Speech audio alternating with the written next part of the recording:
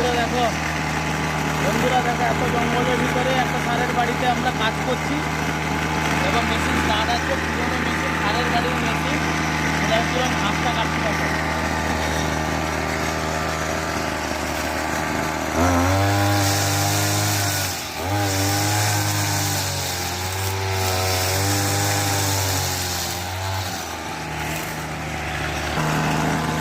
তো বন্ধুরা এইভাবে ঘাস কাটা হয়। যদি ভালো লেগে থাকে তাহলে সাবস্ক্রাইব করে দেবেন, কমেন্ট করবেন, লিখবেন এবং কী ভুল আছে ঘাস কাটার ভিতরে সেটাও বলে দেবেন।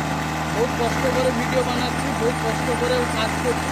তো আপনাদের একটু আনন্দ দেওয়ার জন্য, দেখানোর জন্য কেরালায় এসে। তো ভাই বন্ধুরা